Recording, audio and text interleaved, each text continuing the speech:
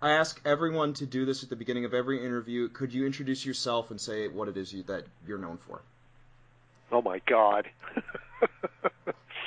My name's Greg Luce. I'm the owner and founder and chief bottle washer of Sinister Cinema in Medford, Oregon, and as of about 8 years ago, also Armchair Fiction, which is the book side of our business. But we've been doing it for 34 years. I've got a great team here. My manager, Kathy's been with me for 13 years, and we basically sell old mystery science fiction or horror films and other sub-related genres, things, anything with a thrill element. And it's mainly just old stuff. I don't think we have anything newer than about 1980 or so. What are your earliest memories of film and television? My earliest memories of film and television? Well, when I was growing up in Walla Walla, Washington, because I'm a real baby boomer, okay, I remember coming home every afternoon from Sharpstein School in Walla Walla and putting on the 4:30 movie. And the 4:30 movie was a 90-minute time slot where at the time I didn't know that they were chopping the hell out of these old classics, because they had a 90-minute time slot and probably, 15 minutes worth of commercials. So what would happen is, you'd have a 90-minute movie that had stuff edited out. But as a kid, when you're, 7, 8, 9 years old, you don't realize that. You're just watching these old movies with Clark Gable or Bela Lugosi or whoever the heck it is, and enjoying it. And we did. We grew up with this stuff. And I remember, as far as, since our area of specialty is horror and science fiction primarily, I do remember one of the early influences in my life was a show called A Chiller Theater. It was not hosted, but every Friday night, Channel 4, KXLY out of Spokane, would play an old horror film. And that's where I got to see a lot of the classic. They had the Shock Theater package, I'm sure, because, they showed a lot of the old Frankenstein, Dracula, the Mummy movies, things like that. And then as a kid, I was so enamored with this stuff that when I was like in junior high and even in high school, this is before VCRs, I would buy these cheap little rim drive reel-to-reel tape recorders, audio tape recorders that cost like $20 at your local hardware store or Payless drugstore or wherever, and literally record these movies off the air so I could at least have the soundtracks. And I used to lie in bed listening to Frankenstein Meets the Wolfman, for instance, And it got to the point where I could actually, the movies came on TV and I'm sitting watching them and I'm quoting the dialogue before the people actually say it on screen, which would just drive like my wife nuts, so. But yeah, I had a lot of memories back then. Now, can we jump ahead to your start in radio? Radio, I used to be, I still am a ragtime pianist. I compose a lot of ragtime. I used to play in pizza parlors. At the age of 65, my focus isn't near as good as it used to be, and sometimes it takes me literally months to learn one of my own compositions. Okay? But my brother went to Harvard, and he graduated Harvard in 73. I went out there, and, by this time, I'm 19, 20 years old, and I really got into the music of Scott Joplin. I saw a Joplin album, and I took it back to college with me, and this is where I got into ragtime and started playing the piano and all this stuff. I'm kind of leading into the radio thing here. There was a guy in our dormitory who thought it was really cool that we played all this ragtime. And I asked, well, what's your major? And he goes, I'm in radio. And I go, radio, huh? And I was going to be a music major. I was playing all this ragtime and everything.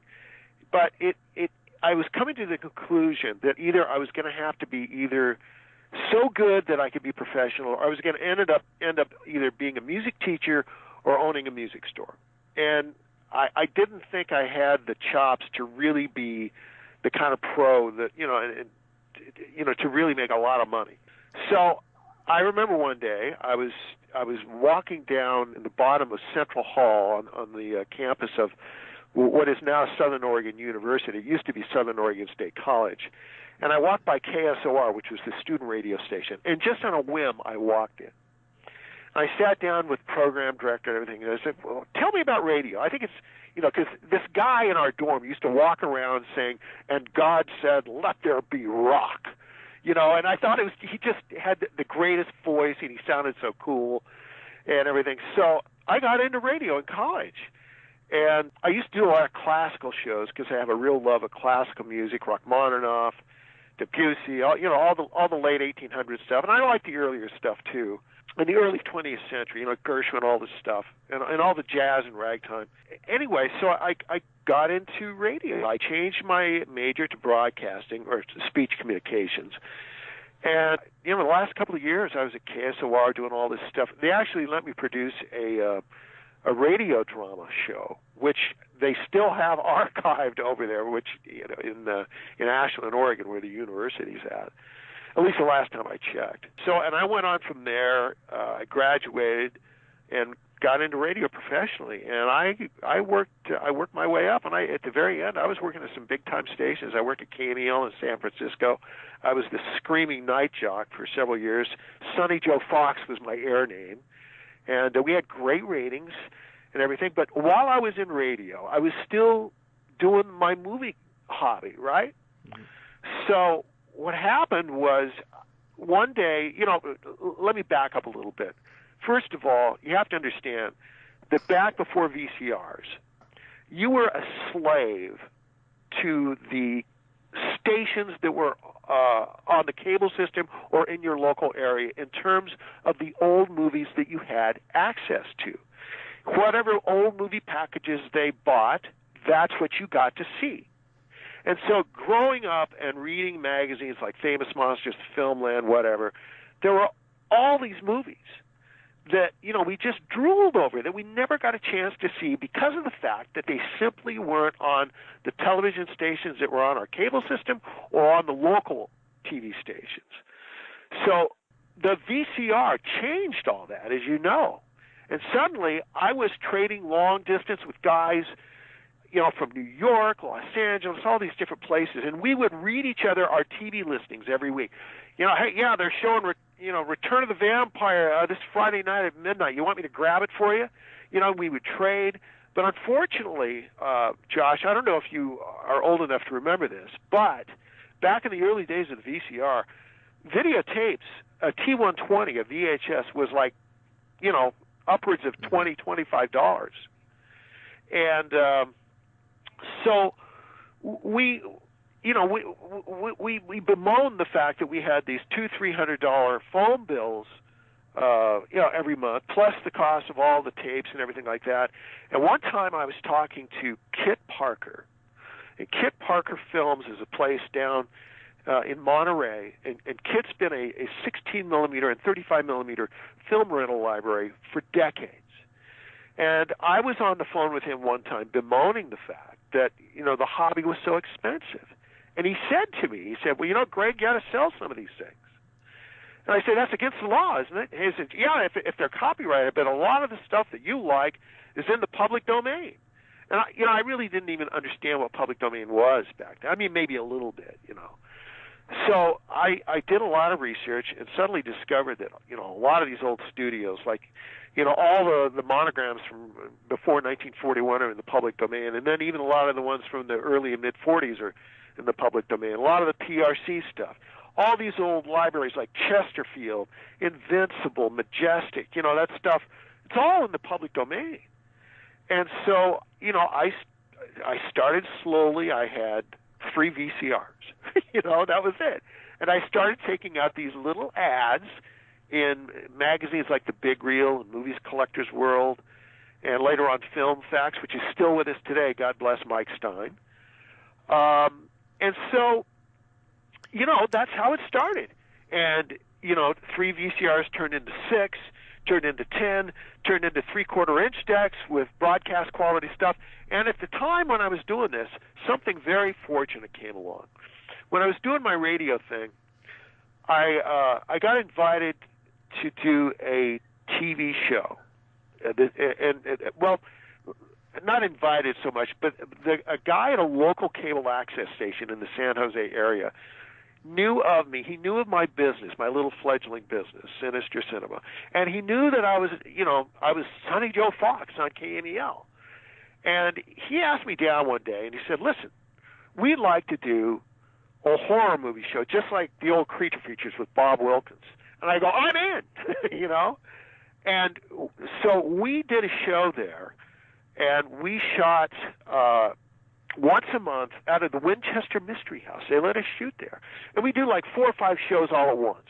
And we'd move from room to room in the Winchester Mystery House. And some of the rooms were really cool. Some of them just looked like, you know, rooms in an old house. What was it like doing that TV show? It was a lot of fun. Like I said, we did it at the Winchester Mystery House. And I did it for like, I think 5 years. But we had all kinds of guests on. I mean, not just movie people, but I mean, like I had Greg Kinn, the rock and roll star, on one time. You know, I had William K. Everson on once or twice, who was a noted film historian back then. We actually had a witch on one time. I mean, we brought on a witch. She was a white witch, you know, a good witch. But she mentioned Anton LaVey, I believe it was, who was like head of the Satanic Church or something. He'd been on the cover of Life magazine in the 60s. And we didn't know it at the time. He lived in the Bay Area. So when this show went on, he called demanding equal time. And we were like, yeah, you know, we don't want to have Anton LaVey on. We got around that. But, you know, it was a lot of fun. I did it for several years. And believe it or not, my good pals at Nostalgia Family Video, Jeremy and Taze Bruner, who are just amazing people and do wonderful work at transfers, things like that. They want me to do a new show, and I think we're going to do it. The name of the show tentatively is going to be The Cinema Cellar as in basement, and it's going to be on a Roku platform.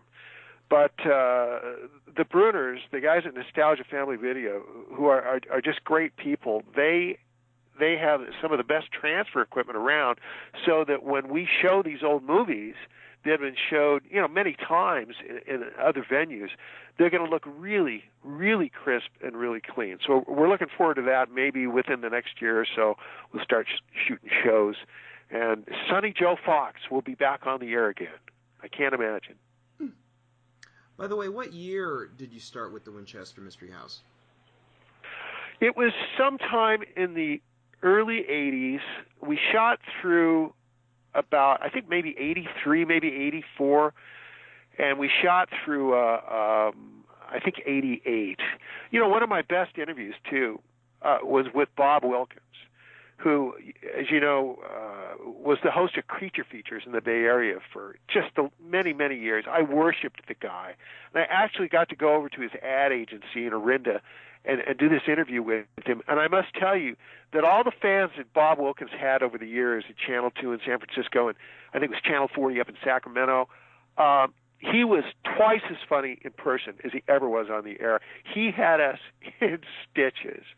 And I was so glad I got to do that interview, because it was a lengthy interview, and it's probably the best interview extant with Bob about his show and his days at Creature Features.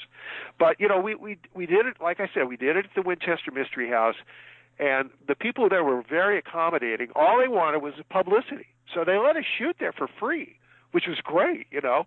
But, you know, like I mentioned, some of the shows were rooms that looked like just, you know, rooms in an old historic house.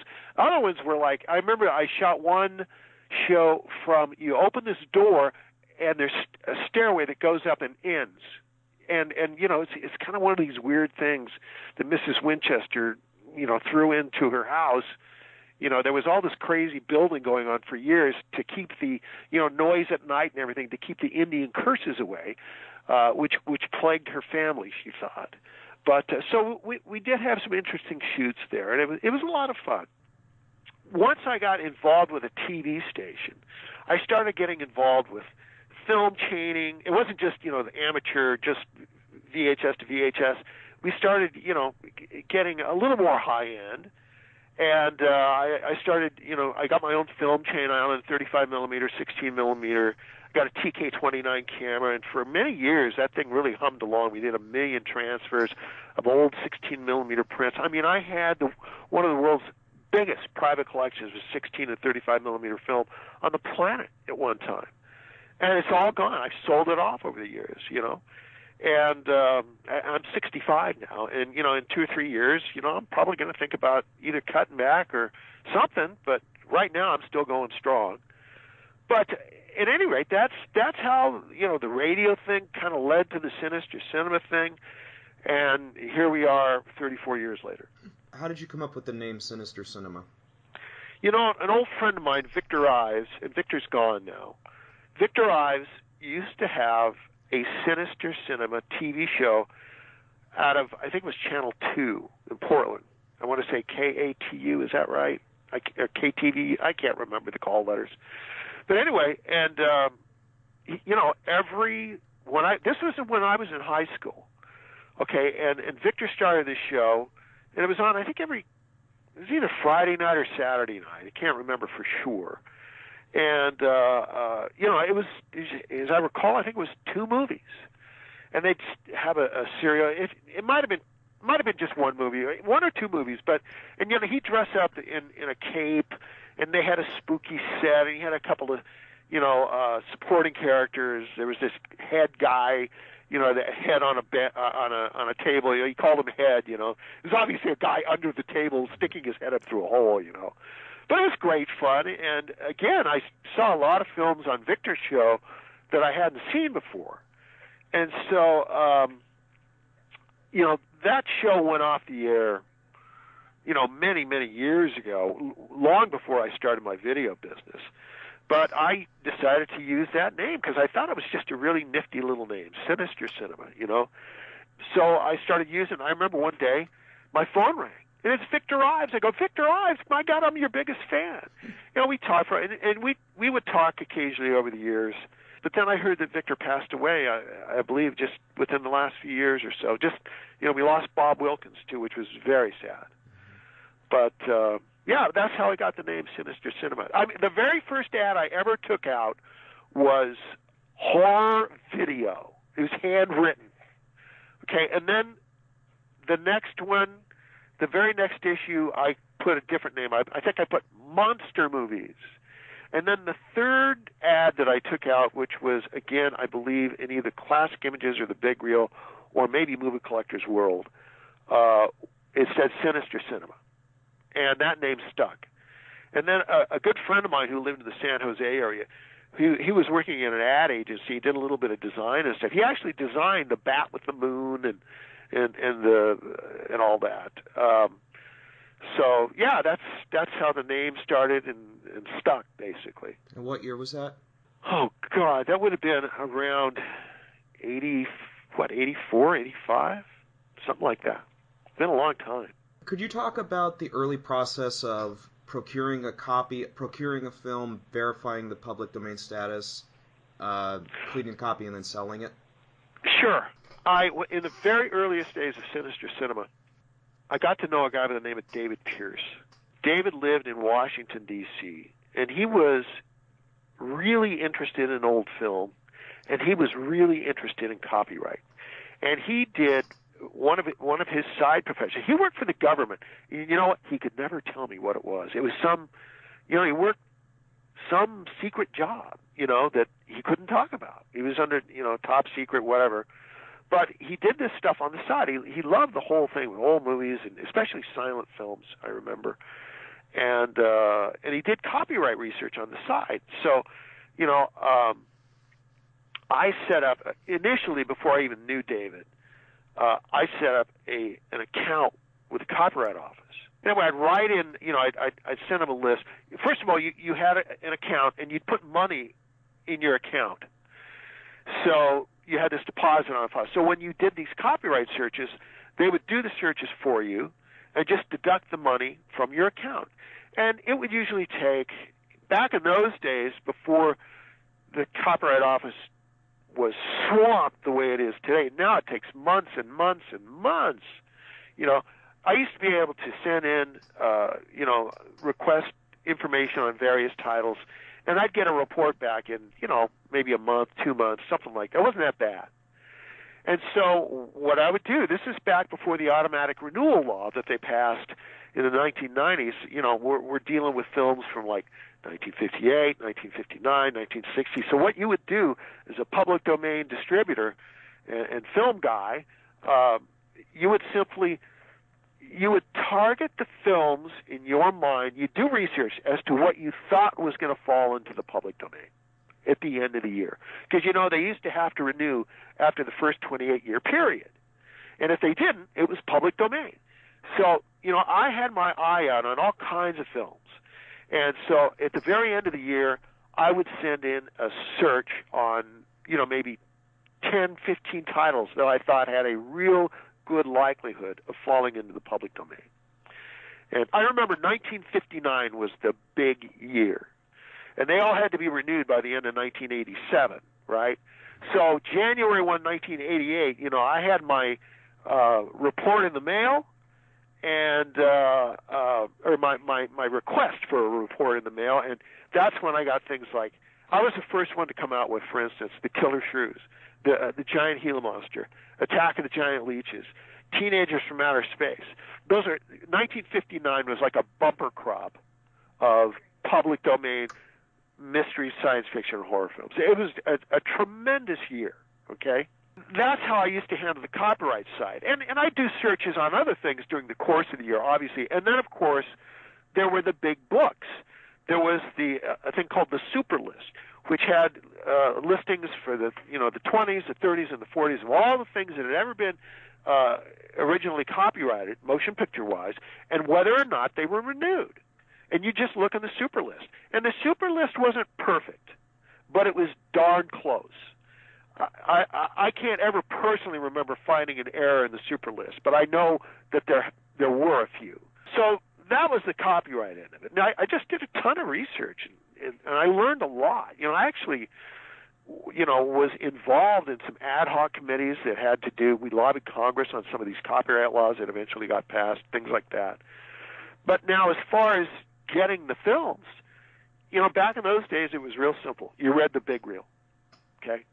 I mean, yeah, Classic Images had some stuff, and even Movie Collectors World, but the big reel was where you went to find 16-millimeter prints. And if you were in the public domain film business the way I was, and all of us, I mean, I knew all my competitors pretty much, and we all did the same thing. You could pay for overnight service for the big reel. So, you'd get your big reel the day after it was published. You would just scour those ads. You'd be there checking the Super List, checking your copyright reports, all this stuff, and figuring out what you wanted to buy. And I can remember there was one year, 1995, I spent over $50,000 on 16-millimeter and 35-millimeter film prints.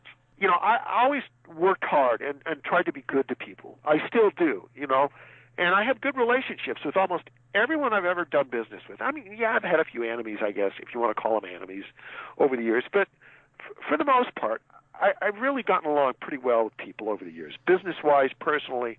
It got to where a lot of times I'd have sources that would simply call me. There used to be this guy on the East Coast. His name was Olen Hughes.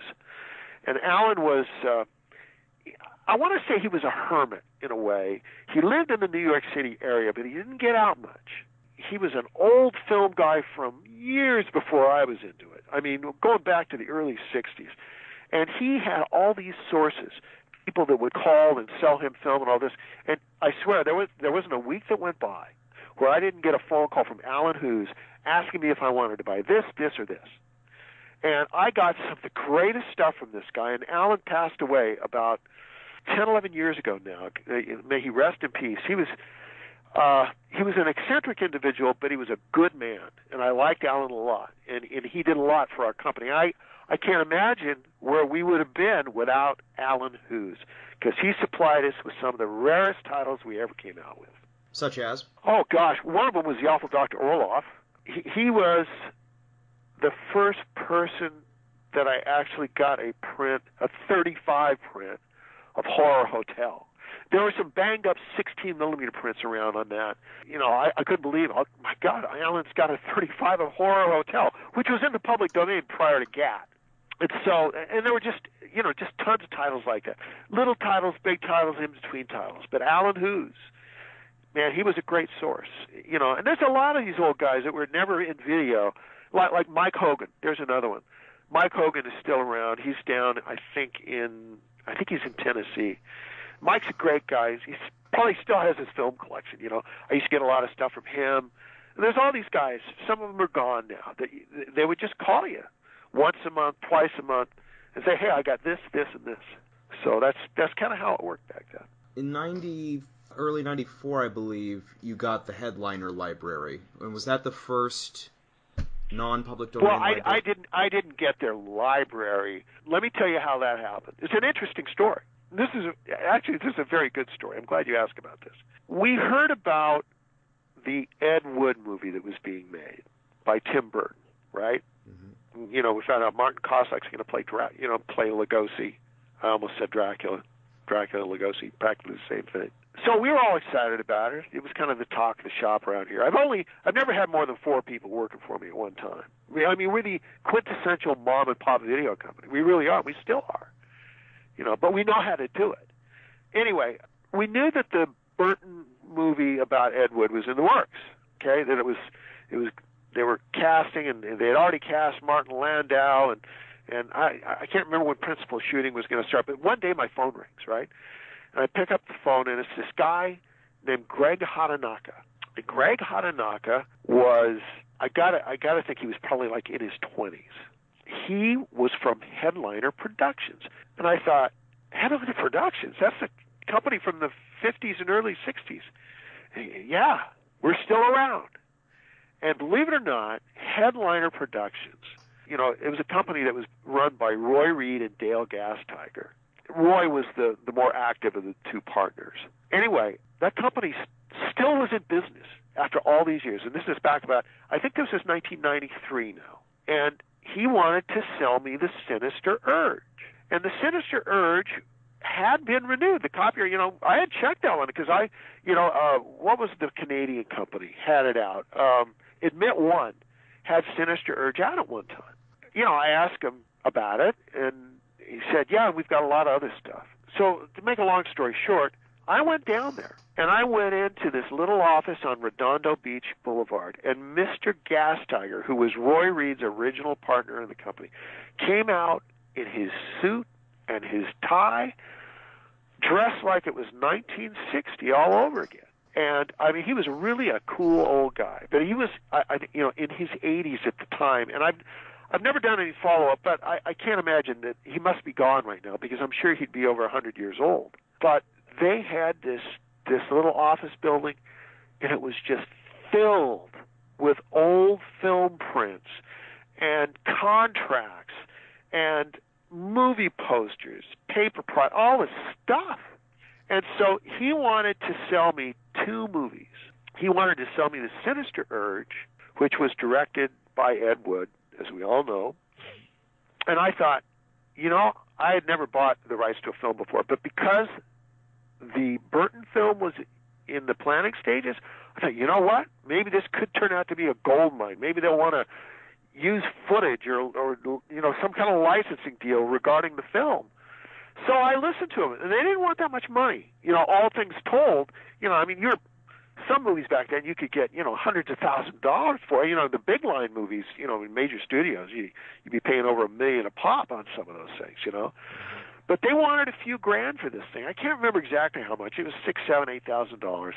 But they also wanted to sell me this other J.D. movie that they had produced in the early 60s called Married Too Young. It starred, what's his name? Son of the silent film star. Lon Chaney I can't Jr.? remember.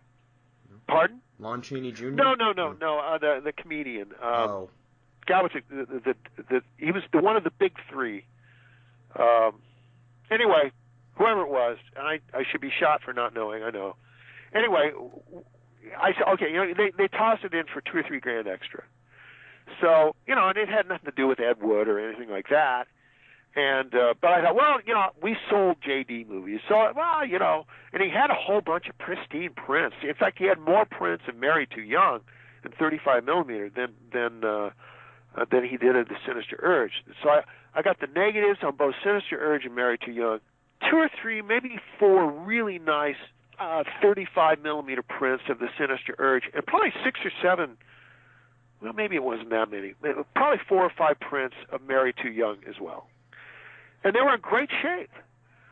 So we signed the contracts, we went down, we had it notarized and all this stuff, and then we all went out to lunch.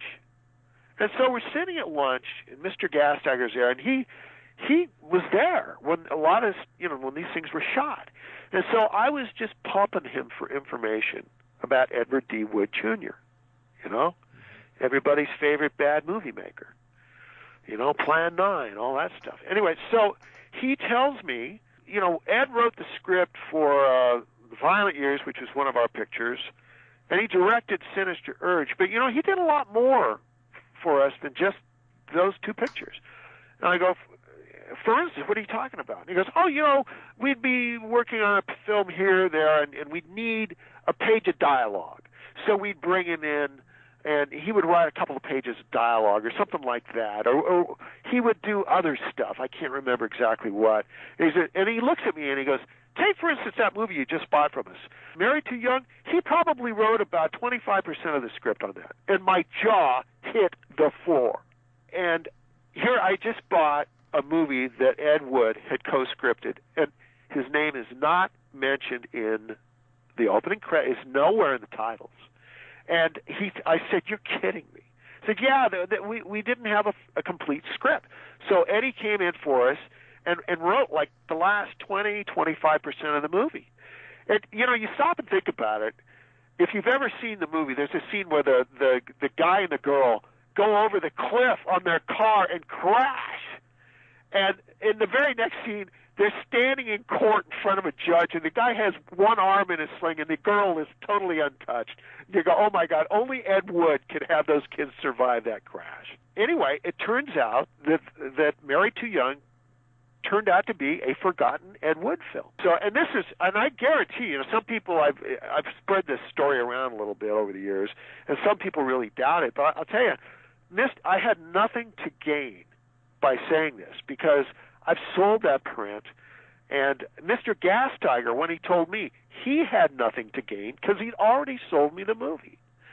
So there's no question in my mind that it was a legitimate story, and that Wood definitely had a hand in that film. Now, exactly how many pages, we'll never know, but like I said, Mr. Gastiger said he thought it was probably 20-25% of the last portion of the screenplay was Ed Wood. So there you go. Was that when you bought Violent Years as well? Well, you have to understand that The Violent Years was in the public domain. Mm-hmm. It still is. But at the time, I had been involved in a lot of lobbying concerning the Uraguay Round Agreement Act, which was part of the GATT Accord, which was the big foreign copyright restoration that came down around 1994. Mm-hmm. I don't know how much you know about that, but basically, the U.S. Congress sold us out. They allowed the restoration of, for all practical purposes, all foreign copyrights. Now, there's a lot of countries that were left out. You had to be a member of was it Bern or GATT or whatever? There was, but there's a lot of countries. Most of the main European countries, a lot of the big Asian countries, like Japan and stuff like that.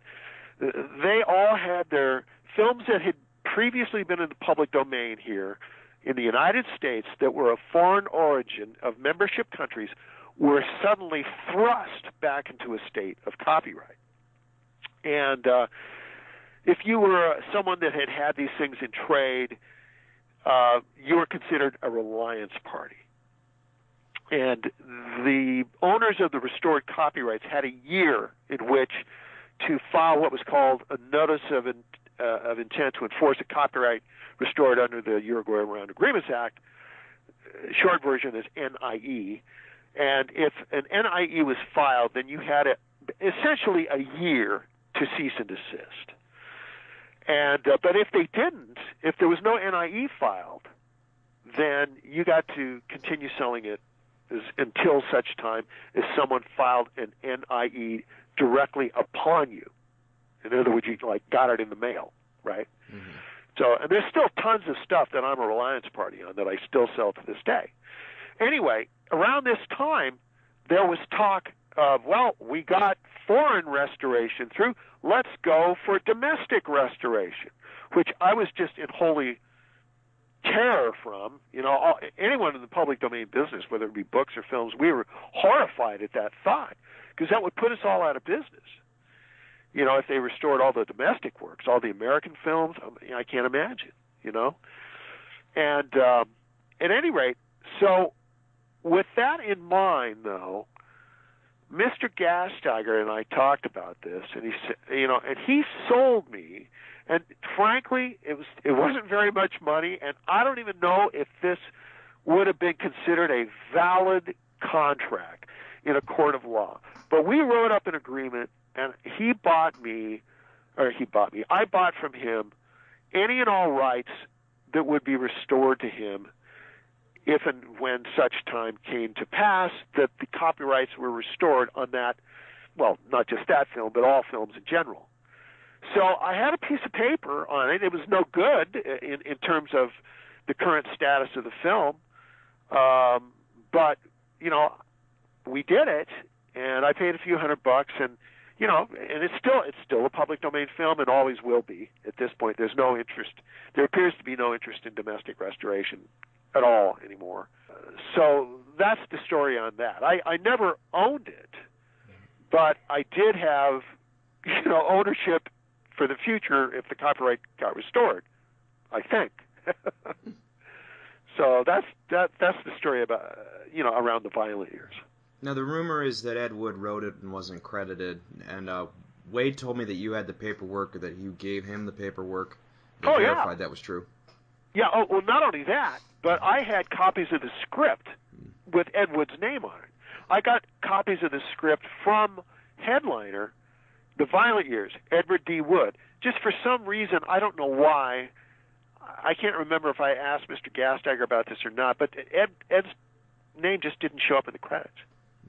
But he wrote it. He wrote that whole script, as far as I know. It was known in the industry, or in the small public domain industry, that Ed wrote that script. Mm-hmm. Okay? How that information got out initially, I don't know. It's probably just somebody like me, drifting into Mr. Gasteigger's studios and seeing a script there that says The Violent Years by Edward D. Wood. Something like it could be something as simple as that, who then told Joe, who told Billy, who told Susie, and all of a sudden it's all around the industry that Ed Wood wrote that thing. But he did, indeed. In fact, I remember I had 2 or 3 copies of the script. Frankly, I sold them on eBay for a lot of money. This is a number of years ago. So there are some scripts floating around out there, original scripts with Ed's name on them. I will have to ask, because my friend wanted me to ask you, is the pajama party line in the original script? Because I don't remember. Because he said there's no way anyone other than Ed Wood wrote that line. It's very possible, I'll have to track down who bought them. And I will tell you one other thing. I think it was Mike Vraney, who, as you know, passed away 3 or 4 years ago from Something Weird Video. He had one of the shooting scripts for either The Sinister Urge or The Violent Years. I can't remember which. Maybe both. So it's possible that there might be some paperwork with Mike's widow, who I think her name is Lisa. Okay. No, I don't know if she still has all this stuff. I believe Something Weird is still around, aren't they? Well, you brought up Something Weird Video, so let's go to that. How did you end up distributing with them? Well, I never really distributed any of Mike's product. In fact, I'll tell you, I kind of got Mike in the business, frankly. I'm not trying to take great credit here or anything like that. It really doesn't matter to me. I've never been one seeking the limelight. But Mike used to just be basically a fan of Sinister Cinema. This is back in the 90s, right? Mm-hmm. Probably the early 90s even. And he would call me all the time. And he was, I knew that he was taking tapes of mine and duplicating them and selling them to his own customers. I didn't really care. And he used to call me. He was I like Mike. And he would bemoan the fact that he couldn't do what I was doing. In so many words, I'm paraphrasing here a little bit, And I said, Mike, what you got to do is you got to find your own niche. If you want to try to get into the home video thing, the mom and pop video thing, and try to go with horror and science fiction, you could do it, and we'd become, fierce enemies, I suppose, but, anyway. But I said, I think it would be better to find a film niche that hasn't been explored. He mentioned to me one day, what do you think of this nudie stuff, these old softcore nudie cutie films, and then what were called nudie roughy films, which were a little more intense, obviously, than nudie cutie films. And I said, there you go. That hasn't been explored on home video. At the time it hadn't. There was a little bit here and there, But, basically, there was just this truckload of film from the 50s and 60s that had never seen a lot of videotape. No one really knew who Betty Page was. So he started making contacts. I pointed him in a few directions. But, Mike did most of this on his own. I don't want to take any credit for his, he was tracking down people like, Harry Novak and all these, Dave Friedman and all these people. And I talked to Friedman a few times myself. And Mike made some huge scores in some of these old film vaults that had been sitting around for decades, just collecting cobwebs and dust, And so, give Mike Vraney credit. He really went out and made his niche in those types of film, those genres. And he sold a lot of other stuff, too, as you know. He sold some horror and science fiction, sword and sandal. But his main thing was the old nudie cuties and these soft porn movies and all that kind of stuff from the 50s and 60s. And he did a great job, let's face it. But more important, and I want to mention this about Mike Vraney. Mike and I, we came at odds at one point because we had and I'm not going to get into all the particulars, but we had a real disagreement over something, and we were not friends for several years, okay? And he went on with his business, and we hadn't spoken in 3 or 4 years, and then I got wind. Betty Page was suing him. It was something to do with right of publicity, rights to her image, because he had created new covers for his Betty Page videos that he was like, because most of Betty's stuff is in the public domain. So she was suing him for, I think it was right of publicity. And an attorney that I know took the case. This could have been a very bad precedent that, public domain people wouldn't be able to actually create new images for the public domain films that they're selling. It wasn't like he was using her image to sell a Hoover vacuum cleaner like they did with Fred Astaire's. They were actually just using her image to promote movies that she was actually in, public domain films that she was actually in. So a lot of people would have backed off and probably tried to settle, or maybe if they went to court, they maybe not a real good attorney and might have lost, and we would have had a horrible precedent on the books, okay? But Mike hired a good attorney off of the East Coast. They went to court, and Mike spent the money, and it was a lot of money, let me tell you, and he won. And that was a big win for the public domain film industry. And so everybody owes Mike Vraney, I know Mike at times, he had some controversies surrounding himself, but overall Mike Vraney was a good guy, and people in the public domain film industry owe him a lot. Can you talk about the prospect of the cable industry and how it exploded in the early 90s, late 80s, and what that meant for your business? Oh, it really didn't have much of an effect on my business, except, frankly, there were times when, if you had really good, I'll give you an example, if you had really good reception, and, for instance, American Movie Classics was playing a John Wayne Lone Star Western at 3 o'clock in the morning that they had transferred from 35 millimeter, and no one had ever seen these things on video in 35 millimeter before. Hell, I was there with my 3/4 inch deck all hooked up, taping it right off the air. Because if the quality was good, you had to have really good reception. So actually, cable for a lot of us in the public domain film business, it turned out to be a good thing because it turned out to be a source of films if you had, if they put their logo over it. Obviously, you couldn't use that. But a lot of times back in the old days, American Movie Classics didn't put their logo on things. Or if they did, you'd wait till they showed it again, and the logo would show up in a different place in the film, so you just edit the pieces together without the logo, you know? And not only that, but, you know, you have to remember that, well, maybe it affected your sales because people got to see a lot of this stuff on cable that they hadn't seen before. But in a real way, it also spurred interest.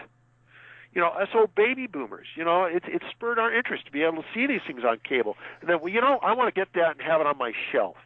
I want a VHS copy of it. I think I'll call Something Weird Video. I think I'll call Sinister Cinema. You know, I think I'll call Cumberline Video. Or there were so many of us, you know. So I'd never really thought of cable television, or, you know, the whole aspect of cable television as being a detriment to the mom and pop film industry. Not at all. I should say. Did you ever distribute rights to any cable companies around that time? You know, I've only owned the rights to a few things over the years, and frankly, I've sold most of them to Wade in the last few years. But I'll tell you what I used to get calls for all the time. Back before the internet exploded and you can just find anything you want video-wise on the internet anymore, the clip footage business was a big thing in this country. In the 1990s, there were all these clip footage houses, you know, Second Line Search and all these different companies that sold. They specialized in, you know, movies where you're watching some movie and some guy walks in and there's a television on in the background and you see 10 seconds of a movie, an old black and white movie. Well, someone paid for that. You know, the people that made that movie paid for that clip that they showed on that television for that 10 seconds of that scene. I was never in the clip footage business per se, but I used to get a ton of calls about clip footage because I was known around the industry of having this huge library of film, 16 to 35 millimeter. So, you know, Disney would call me. I can't tell you all the times HBO would call me. I supplied for the original Mystery Science Theater 3000 probably 25 or 30 of the movies that they showed in the first couple of seasons. Killer Shrews, things like that. Giant Gila Monster, I believe, they got from me. Any number of things. I did license them, The Sinister Urge. So that was one licensing job that I did too. But for me, Josh, it was more about licensing the use of my materials. And I usually got paid a one-time fee. That's the way I like to do it, you know. And but sometimes I would do deals where, you know, I'd license them the use of my materials, and if they made so much money on it after a certain amount of time, that they would have to pay me a royalty, you know. And that happened with, for instance, on White Zombie. Mm-hmm. Kerry Rowan actually sent me a royalty check a year or two later when he came out. He used our materials, 35 millimeter materials on White Zombie, for his the original White Zombie restoration, which has now been improved upon by UCLA. But when he brought his Laserdisc out from of White Zombie many years ago, that was all from us, as I recall. He might have filled in a few seconds with 16 print footage from prints here or there, but I had 2 or 3 35 prints of White Zombie, and that's how Kerry essentially made his master. And so I got paid money up front for the usage of my materials, and then after a year or two, he had hit a certain threshold, so he paid me another $1,000, which was great, you know. Not everybody in the industry is always honest, and it was nice, you know, when he did that. You know, the MTV Movie Awards, I probably supplied footage for them on 2 or 3 times. I got to go to the backstage parties. You know, that was part of it. You know, they'd call up, say, yeah, we want some footage for the MTV Movie Awards show. And part of the fringe benefits is that I got to go down and not only go to the awards show, and go to the backstage party afterwards and meet all these movie stars like Will Smith and Renee Zellweger and people like that, some of whom were really nice and some of them were total jerks, and I won't mention those people. It was fun, you know. Mm-hmm. What type of footage did you provide to the MTV Music Awards? Do you remember? There was one show they had. I'm trying to remember if it was the Movie Awards show or the Music Awards show. I did them both. But there was one show where constantly in the background you saw black and white footage. I'm guessing it was probably the Movie Awards show. It was just a collage of all these black and white clips playing. Every time people were up there on stage, announcing and reading the names of the winners, there was this black and white stuff going on in the background throughout most of the show. And most of that came from me. And, they would pay you good money. I'd make thousands of dollars on some of this stuff, just literally sometimes for, 2 or 3 minutes of footage. It was a good business back then. But as the Internet expanded and quality material started coming onto YouTube and stuff like that, and people got the software to take it off of YouTube and other sites, the clip footage business it ain't what it used to be. I'll tell you another one real quick. Right. There's a restaurant at Disney World in Florida that's like a drive-in theater.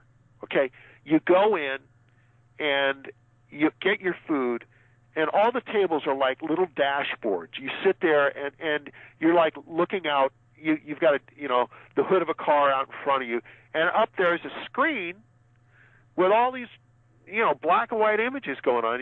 Trailers and clips and things like that. And the initial set of clips and trailers and stuff that Disney used at that restaurant, and I can't remember the name of the restaurant, but they got most of it that came from us. And I'm sure it's been changed a million times since then. But in the old days when they first started that restaurant, if it's still there, most of it was from Sinister Cinema. You mentioned the Internet briefly. Can you talk about the kind of the rise of the Internet and sort of when you realized that it was becoming a bit of a problem? A problem in terms of what? In terms of your ability to sell clips and sell footage like that. Well, you see, again, I was never in the clip footage business. It always just came to me. My phone would ring.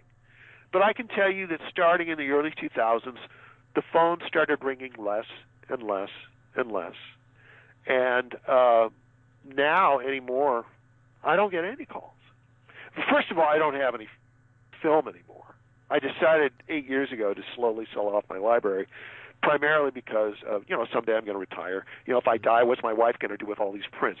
This one's got vinegar syndrome? What the hell is vinegar syndrome? What do I do with this stuff? Greg, why did you die? You know what I mean?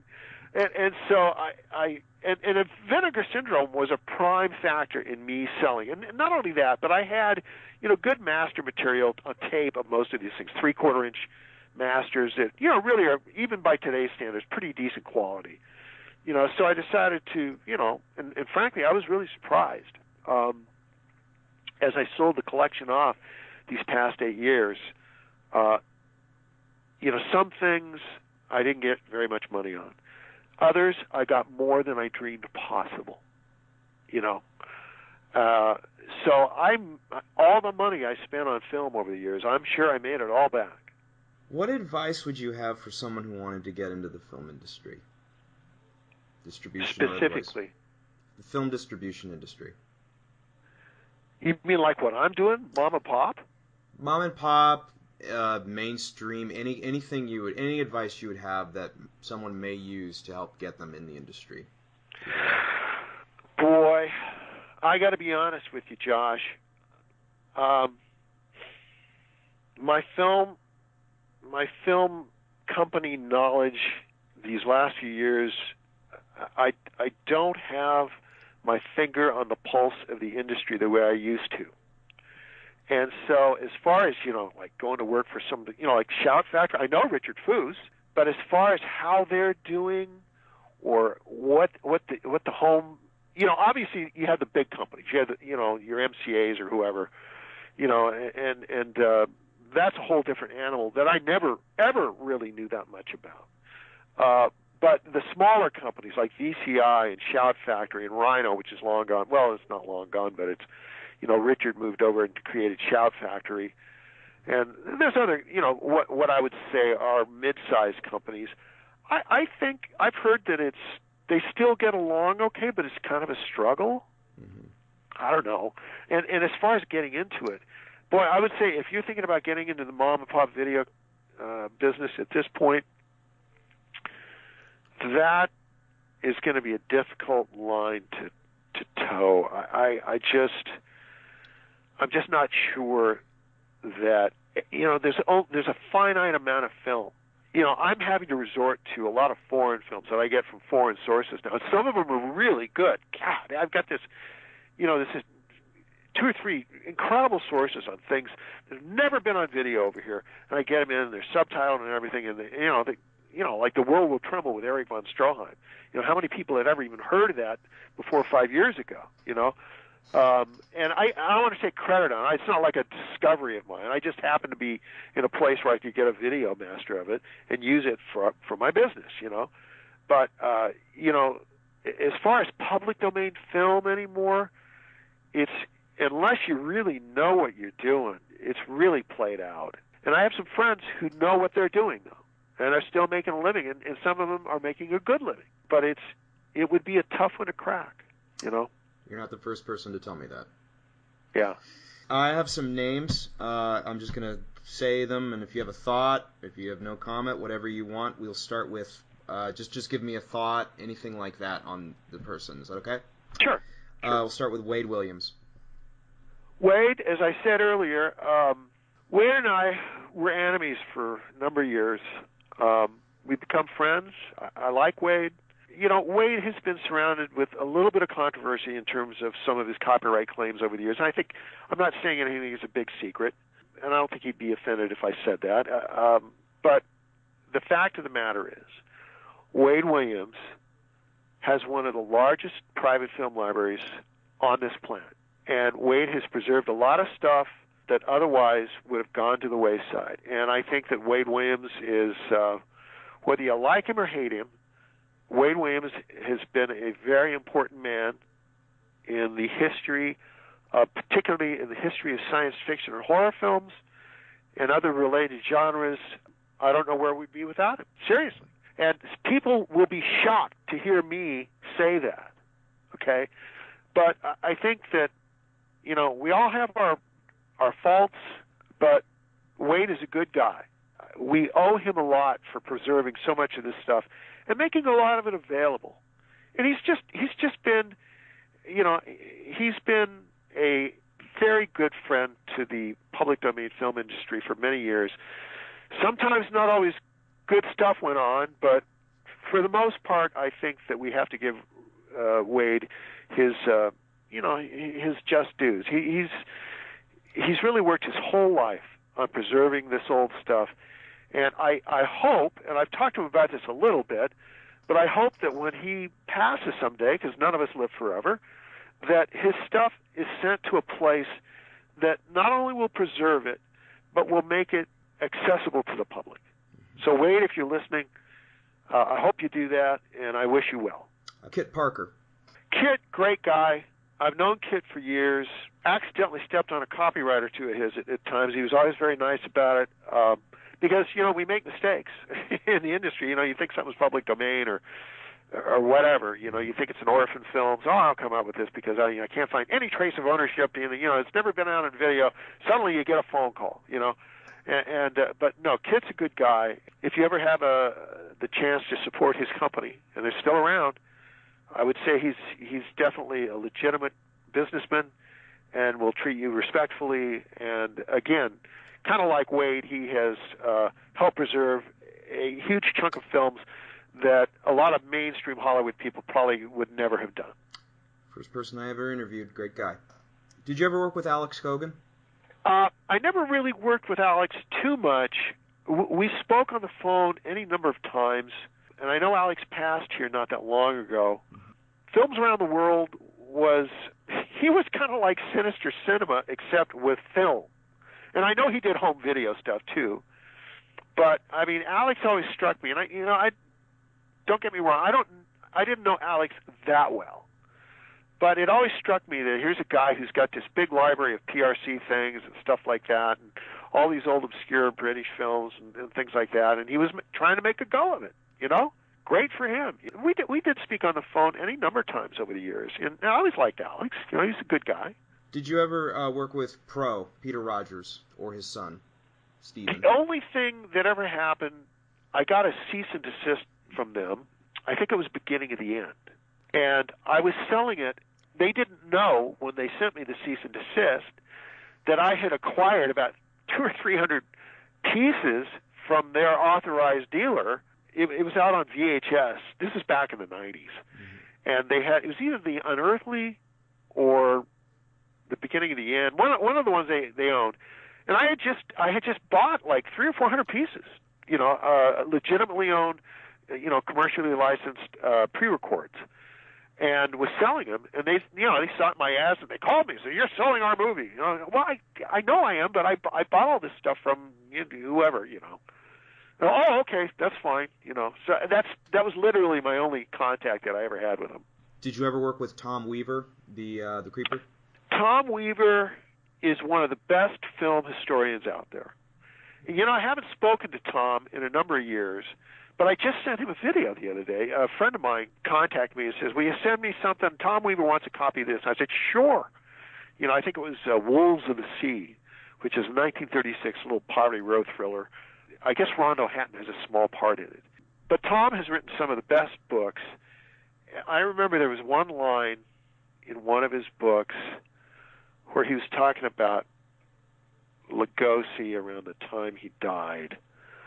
He was talking about how Lugosi kicked the morphine habit, but unfortunately, a few months later, he kicked the oxygen habit.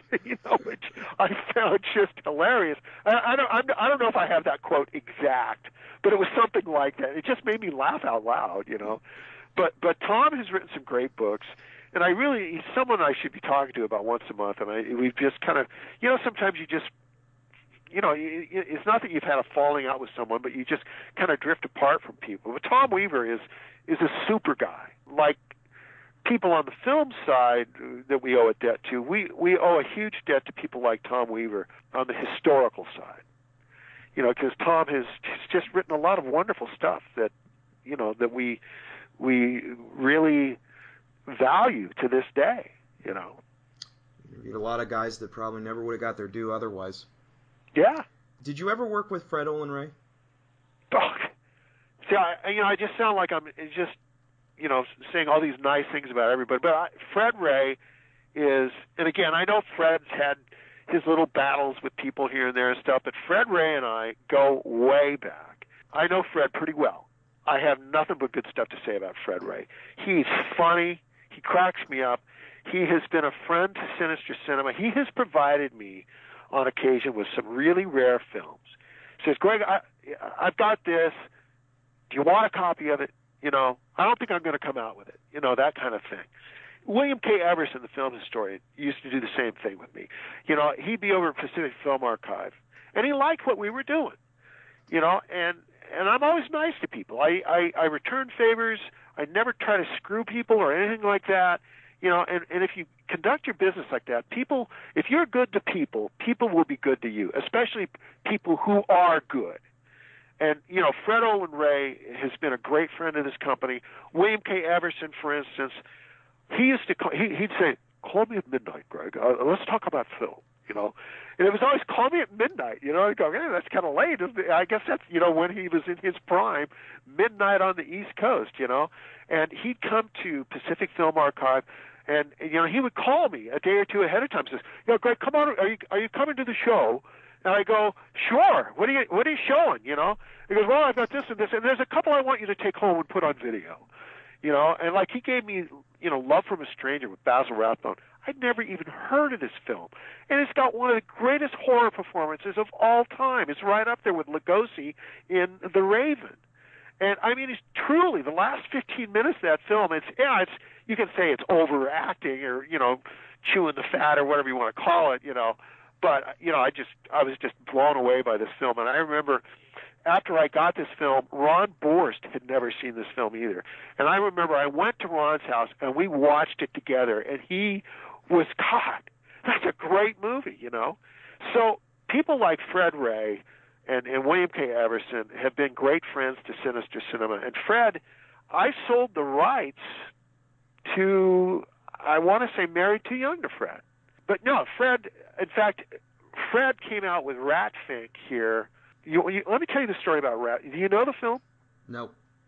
Oh, well, Ratfink was made by James Land, the same guy who made The Sadist. And you really need to see it. It's a great little film, and it's about this rock and roll star wannabe. It just turns out to be this total, I mean, just this horrible person. Anyway, and actually the guy that in real life died in that terrible plane crash over San Diego in the early 70s, the famous one where you see the picture of the plane going down in flames.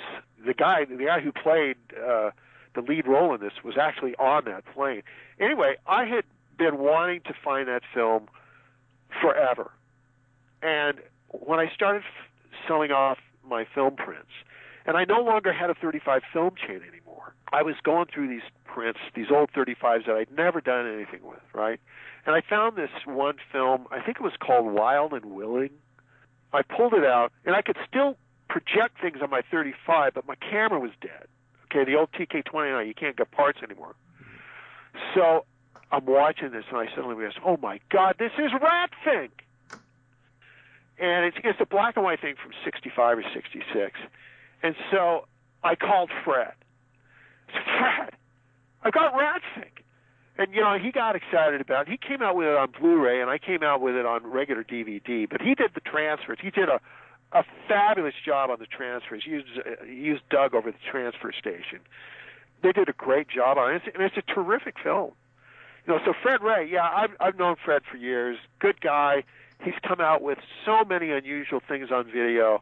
And again, the home, the cult collecting community owes him a great debt. And Fred let me come out with his very first movie, The Brain Leeches. That's it, The Brain Leeches. Fred told me, he said, this film was shot in, I think, 1977, something like that.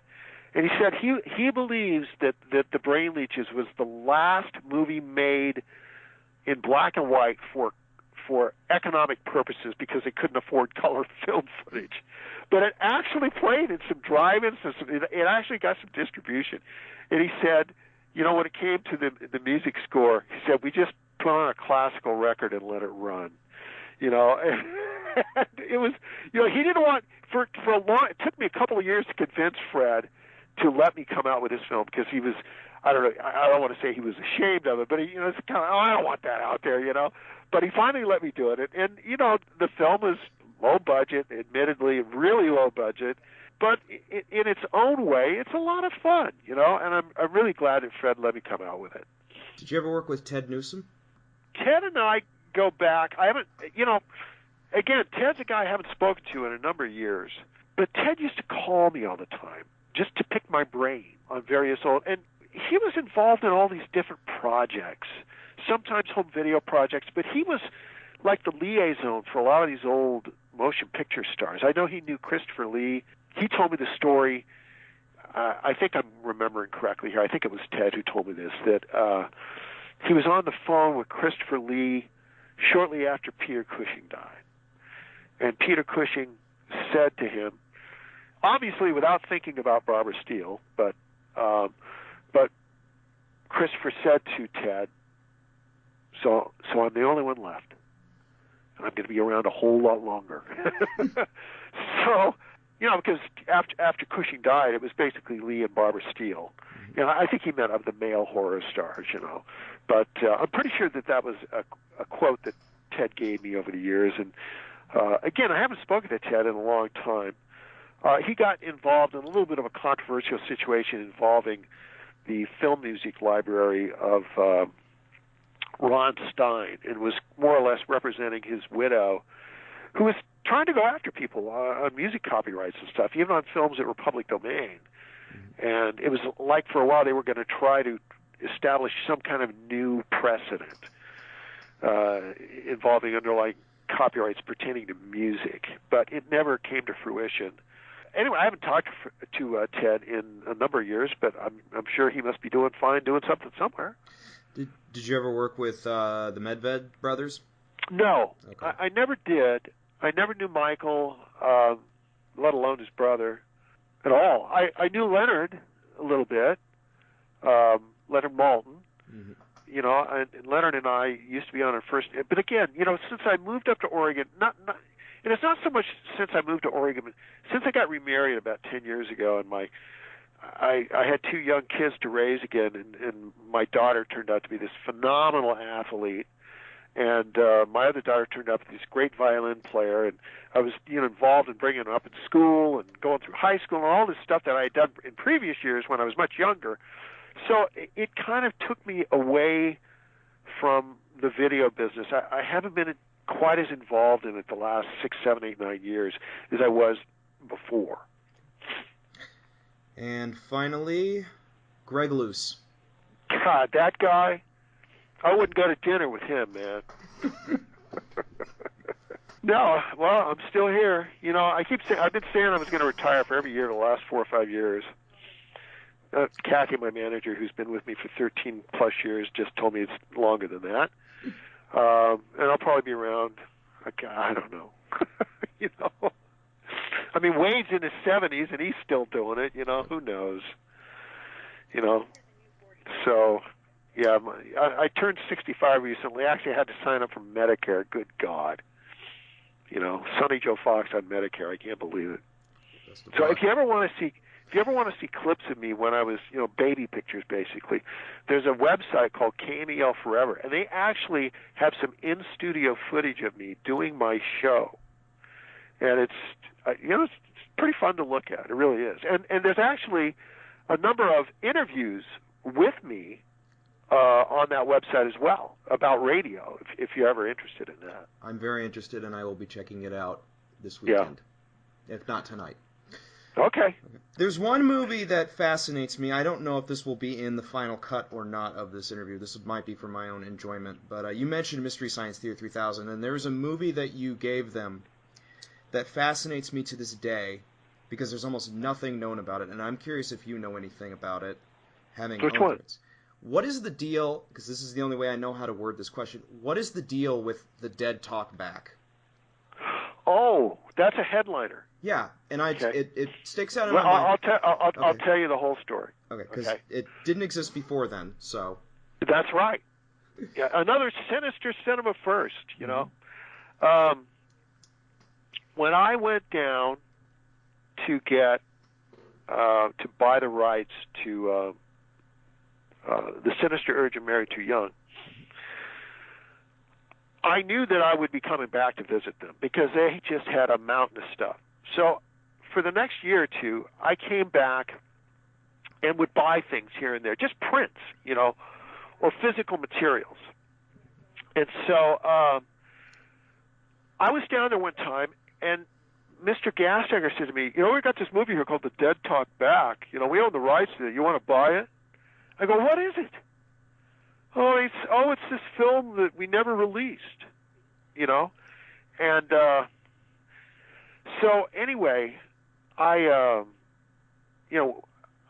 took it home with me. I said, can I take it home and look at it? So I brought it home. It was basically kind of an offbeat mystery crime kind of thing with a horror element to it. And as it turned out, the film, it initially had a copyright notice, I think, of 1958 on it or something like that. But here was the key. It had never been released. They never found anyone to release this, and they didn't have the chops to release it themselves, at the time at least. So that thing sat there for years. They didn't have the negative anymore. All they had was one 35mm print that had been struck, that I think had been shown to a couple of, some producers, distributors here and there, trying to get them to distribute it. But it never got distribution. So it was an unpublished work, and since it was an unpublished work, it was still copyrightable. So because it had never been published, the 28-year ticker, so to speak, had never started on it. So and he really had no distinct memory of. It was just some little independent production unit that got some cash together and came to them. And so they helped finance it, and then it just went nowhere. And it sat there in that office, or maybe a series of offices, I don't know how many times they moved over the years, for literally decades. And then finally Greg Luce gets a hold of it, and I sold it to Wade. So that's the story with it. I don't know any of those cast members. They didn't remember any of the cast. I mean, Mr. Gasteyer remembered the film, remembered a little bit about it, but basically they helped finance part of it, as I recall. Somebody else helped finance part of it, and the film was never released. Sat there forever. And you have to think, there are films like that around. For instance, there's one called some kind of monsters. Who's the guy who used to call me? He knew of all these films that had never been released. Mike, what was his last name? Can't remember. Fiendish Demons of Topanga Canyon was a title that supposedly was made that no one's ever seen. There's any number of them like that. There's these films out there that have never been released. Demon, there was one. What was the one from Texas? It was never completed. And I talked to the guy who actually produced the film. God, I can't remember. It's been so long. Draining my memory banks here. Huh? Was it a Larry Buchanan film? No. Okay. It was early '60s, black and white. Larry Buchanan. But the guy wouldn't sell it to me because he was very religious. Mm-hmm. And he saw that I sold R-rated horror films, and he didn't like that. So it had, as I recall, I want to say Russ Bender was in this film, but I can't remember the name of it off the top of my head. And there's any number of other films like that, So I'll give you an example. Well, I won't give you an example because it escapes me. But there's got to be films like The Dead Talk Back still out there, still sitting in some cellar or attic or forgotten closet of some old film depot, and slowly maybe some of these might still come out. I'll give you an example here. The Yesterday Machine. The Yesterday Machine is a film that no one really knew about. It's just like The Dead Talk Back. And that company, I can't remember the name of the company in Oakland. Somehow, it got put onto video by that company out of Oakland, California. And, none of us had ever heard of it before. What is this?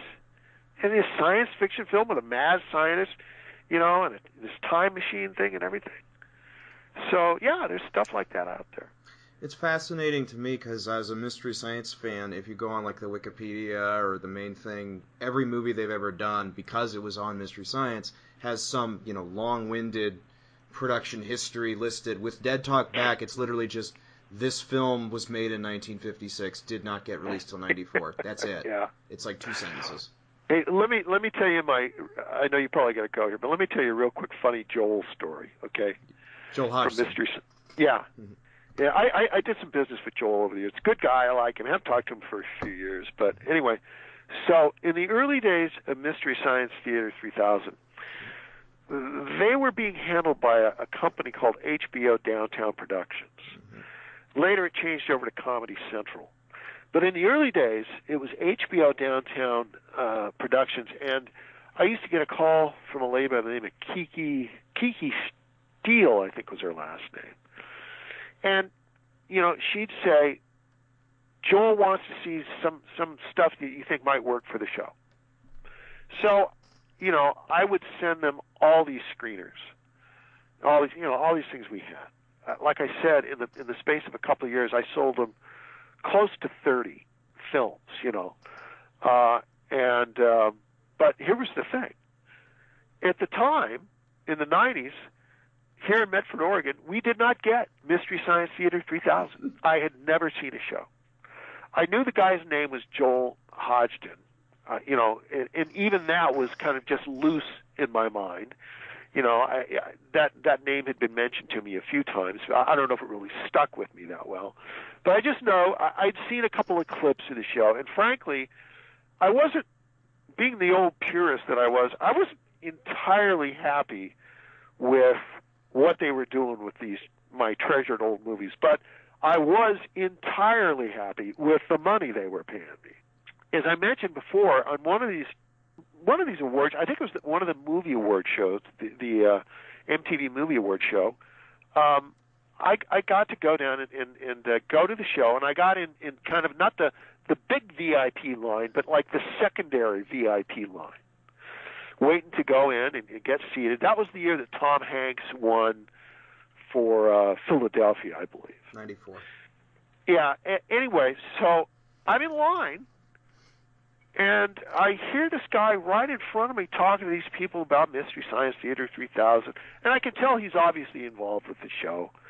And finally, being the kind of guy, I will talk to anybody, anywhere, anytime. I think it drives my daughter crazy when we go to Safeway, and I'm standing in line waiting to check out, and the person ahead of me, I just break into a full-fledged conversation with them like I've known them for 20 years, Anyway, so I jump into the fray here, and they're talking about this.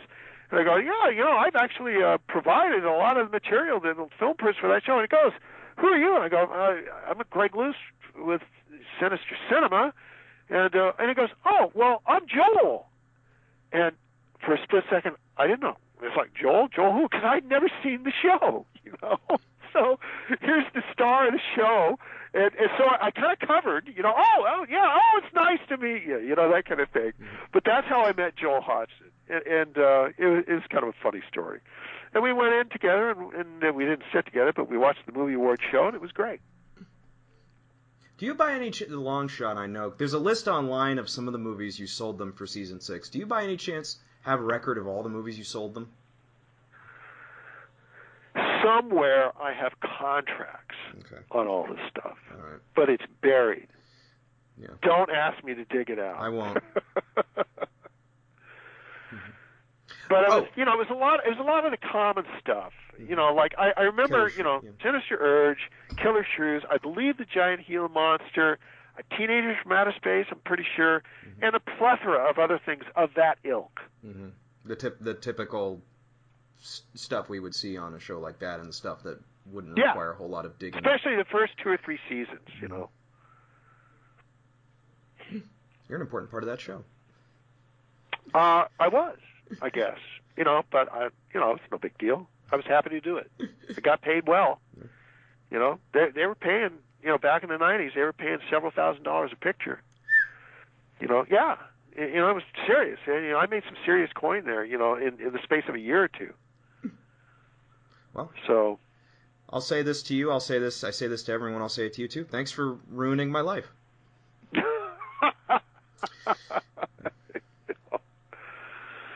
Oh, but isn't it fun to be ruined? Yeah.